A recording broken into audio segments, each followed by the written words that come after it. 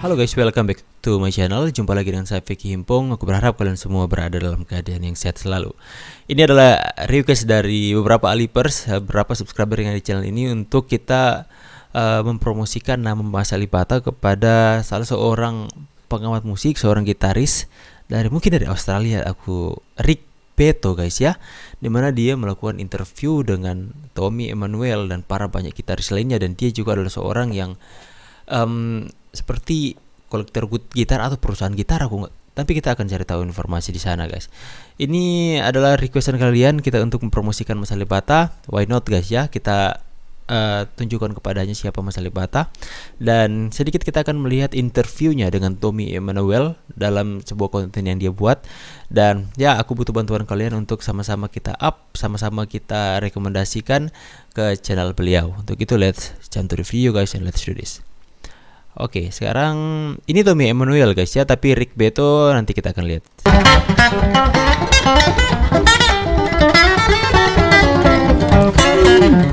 So I have Tommy Emmanuel here, who's one of my absolute favorite guitarists in the world. I want to keep moving my chair forward so I can see everything that Tommy plays. Yeah, no, actually, he wants to keep moving his chair forward because he wants to be bigger in the picture. He wants me to look small. That's what he's really doing. Tommy, how do you get so great on the guitar? There's so many different things that you do well. So many different types of guitar playing. You're a great electric guitar player. You're incredibly well versed in so many different genres, and your arrangements utilize so many different types of guitar juga sangat things, mahir dalam berbagai genre guys. Dia juga harus memberikan tanggapan soal itu. Cascading harmonics and things like that. Well, I mean, I got it directly from Chet Atkins. Yes. As all of us did, yes, really. That's he right. was the first person to make that sound. Yeah. On a record, and it was a long time ago. It was in probably the late 40s or early 50s. Yeah. Lenny Bro came along and took it to another level. I just found ways of doing it myself that I tried to come up with arrangements of songs that the public would know, like yes. Michelle, yep. Somewhere Over the Rainbow. I also have an arrangement of Secret Love, which incorporates some other harmonics to it.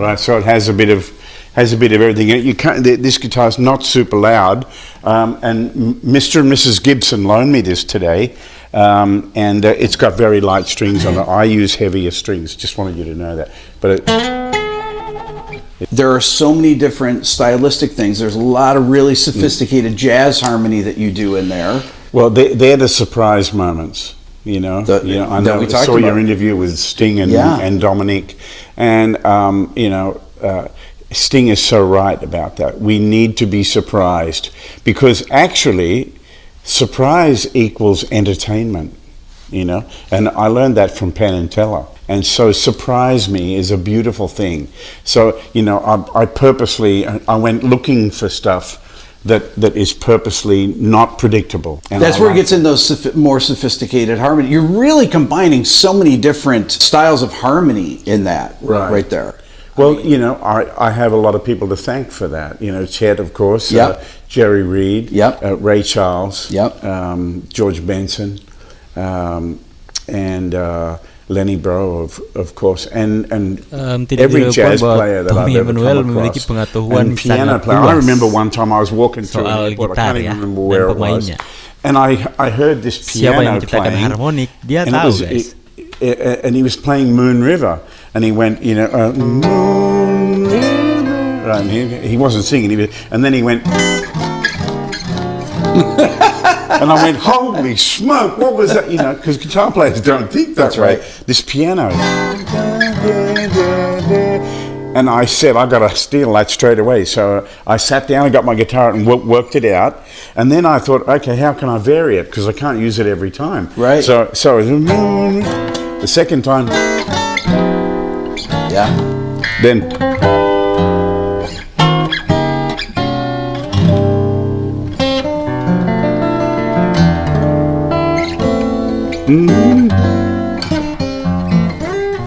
So forth, and I'm trying to do piano things on the guitar to be different, because I don't want to be sounding like every other kind of chordal melody kind of guy, you know. When you're working on an arrangement, is there some style of harmony that you like to use? If you're playing a Beatles tune, for example, Right. okay? But then I go for the vocal harmonies. I was wondering about that because I noticed that. Yeah, a lot of vocal harmonies do this. So some parts go up while the melody's going down, and vice versa, right? And sometimes you get a harmony, like Chet did this beautiful thing in Somewhere Over the Rainbow. And then, Yes. yeah, you know. It's very pianistic too. Yeah, it's very Hollywood as well, and there were so many incredible arrangements came out of, you know, the 30s, 40s, 50s in Hollywood movies, and the music is truly amazing. So, you know, I stole that idea immediately. One day I'll wish upon a star and wake up where the clouds are far.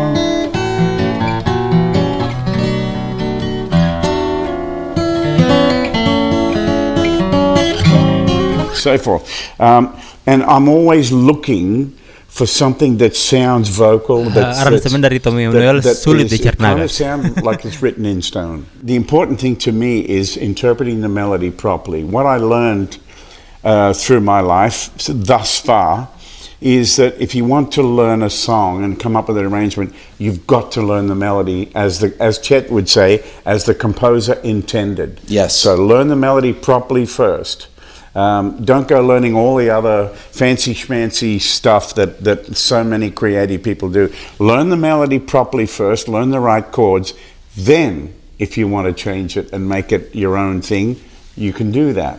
Ya, But you've got to learn the melody itu properly first. sambil sini kita bisa mendapatkan pelajaran jika teman-teman ingin melakukan aransemen pada sebuah lagu dalam sebuah gitar fingerstyle seperti yang Tommy Emmanuel katakan tadi. Pelajari dulu melodinya dan chord yang benar. Pelajari dulu itu dengan seksama, dan jika kita sudah kuasai, baru kita bisa memvariasikan itu dengan hal-hal yang kreatif yang lainnya. Tidak perlu kita pikirkan hal-hal yang dilakukan oleh pemain fingerstyle yang lain yang begitu rumit dengan segala macam teknik, tapi kita fokus dulu pada melodi dan pada chord yang benar. Jika itu sudah berjalan dengan baik, maka kita bisa memasukkan variasi dan teknik-teknik lain di sana. Ya, kita dapatkan pelajaran juga dari sini, guys. Let's do this. Let's go. Aku suka dengar pembahasan seperti ini. How did you come up with this arrangement of classical gas, right? So I learned the original from my friend Mason. Hello, Mason. Williams, yeah. As a solo piece, it just took too long to get going. The public, when you're playing in bars and stuff like I was all those years ago, people have the attention span of a 3-year-old. Right. You've got to slap. You're being generous, I think, too. you got to keep it rocking, and things have to keep moving and grooving and all that stuff, you know. So what I did is, out of necessity, I changed everything about it, and I purposely didn't play the original version because it just didn't work as a solo piece. Right. I just took the iconic parts, which is right, and then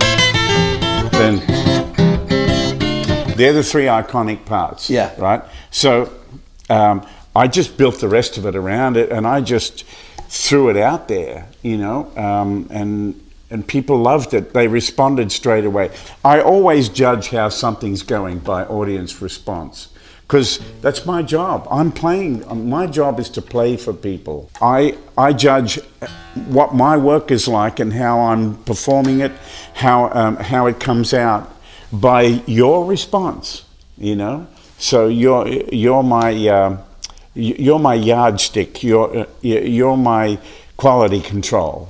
I'm talking to you out there, you know. If you take a song like Somewhere Over the Rainbow, Yeah. that has such a sophisticated chord progression. That versus if you're doing a Beatles song, for example, that may have a simpler chord progression. You're always bringing different things in there, different techniques to make the... But the bottom line is I'm still interpreting the melody correctly, Yes. hopefully. You Yes. know? When I play Lady Madonna, Yep. my biggest decision is how do I want to make it feel? Yeah. You know? So I want the singing part to be like Paul McCartney's Lady Madonna.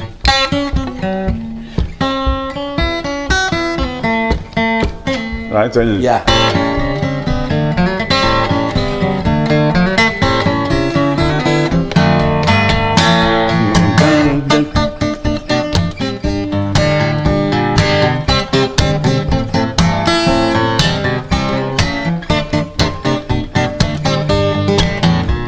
see how they Laying at your feet, wonder how you managed to leave. So, How do you just play like that without even... I mean, you didn't even warm up or anything. I warmed up at 6 o'clock this morning. Now, well, I'm thinking like a singer. When I play, see, let's do a quick thing here. Here's Yeah. what happens. When you're learning a new song that's Yep. complicated like Lady Madonna, Yep. you don't play anything else. Only that for at least until you can play it well. Yeah. You know? Like, how long would it take you to actually play, to do the bass and the melody together? Well, like I've been that? playing Lady Madonna. I'm trying to remember when I worked it out. It was in the late 70s. Yeah, I've heard you play it for years. I've played yeah. it many different Yeah. ways, and I play it differently now to what I did 2 years ago. Mm-hmm. And I just played it a little differently then, Yeah. you know. So, which tells you that I'm free now. I'm not wrestling with Alright the guys ya, skill jadi of playing. mungkin sampai situ dulu kita nonton videonya. Jika teman-teman ingin menyaksikan full video ini, aku akan sertakan linknya di deskripsi. Jangan lupa untuk memberikan saran dan rekomendasi kepada Mas AlipBaTa di sana. Jadi kita harus open minded guys ya, sambil kita mempromosikan Mas AlipBaTa, dan ketika kita mendapatkan hal yang patut kita pelajari dari seorang gitaris lain, kita perlu untuk membuka diri untuk ya kita harus mengambil poin penting dari apa yang disampaikan seperti tadi. Itu adalah aku pikir hal yang sangat mengedukasi ketika kita mengaransemen sebuah lagu. Pikirkan dulu melodi dan chord yang tepat, kemudian kita melakukan variasi dalam aransemen kita sendiri. Itu adalah hal yang baik. Pastinya Mas AlipBaTa pun akan dengan senang hati belajar dari para gitaris lain ya. Seperti Mas AlipBaTa menggemari kepada siapa yang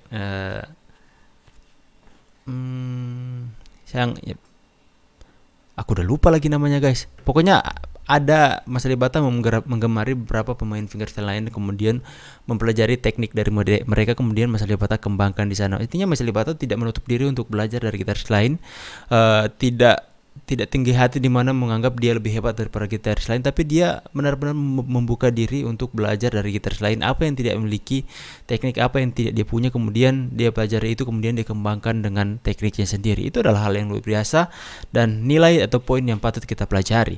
Untuk itu langsung saja, aku ini udah pikun kenapa udah tua mungkin guys ya. Oke, kita akan tulis di sini. Is a great content, sir.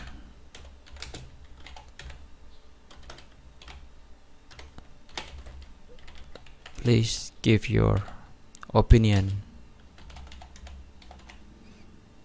about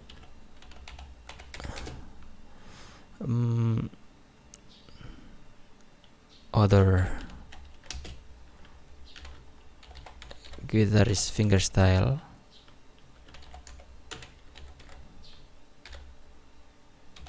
from Indonesia.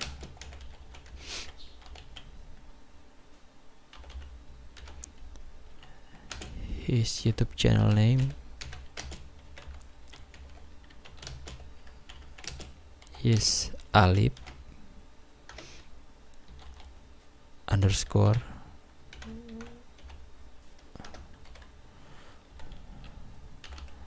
you will like it, sir. Okay. Nanti kalian bisa up komentar saya di sana. Sekali lagi kalian bisa urutkan di sini, kemudian kalian pilih terbaru dulu. Maka komentar saya akan hadir di atas, guys. Oke, aku berharap itu bisa jelas ya untuk kalian bisa membantu saya. Ini sesuai dengan request dan rekomendasi kalian. Kita bayangkan saja bagaimana Mas AlipBaTa yang ada di sana melakukan interview. Itu akan sangat menarik ya jika Mas AlipBaTa yang membahas soal teknik-teknik yang dia lakukan, soal bagaimana cara dia mengaransemen lagu. Kita semua penasaran, guys ya. Berapa lama Mas AlipBaTa dalam mengolah atau mengaransemen sebuah lagu itu seperti apa? Itu adalah hal yang menjadi misteri sampai hari ini, karena Mas AlipBaTa ya seperti biasa kita harus menghargai privasi Mas AlipBaTa, karena Mas AlipBaTa hanya ingin menciptakan karya tanpa ada orang yang gerasa gerusu ngerusuhin dia, guys ya. Jadi ya hargailah privasi Mas AlipBaTa. Tapi sebagai sesuatu yang tidak bisa kita semua pungkir, bahwa kita rindu untuk melihat bagaimana Mas AlipBaTa seperti Manuel yang menjelaskan bagaimana dia membuat sebuah lagu, bagaimana pola pikirnya ketika dia ingin mengaransemen sebuah lagu seperti apa, sehingga covernya itu selalu lebih baik dan lebih enak dari lagu aslinya ya. Untuk itu ya kita sama-sama berharap saja kita bisa mendengar hal itu, guys. Aku berharap ini bisa memberikan edukasi dan manfaat kepada kalian semua. Ayo sama-sama dengan saya untuk up di sana, dan thank you so much for watching this video. Saya Vicky Mbong pamit, see you and God bless. Bye.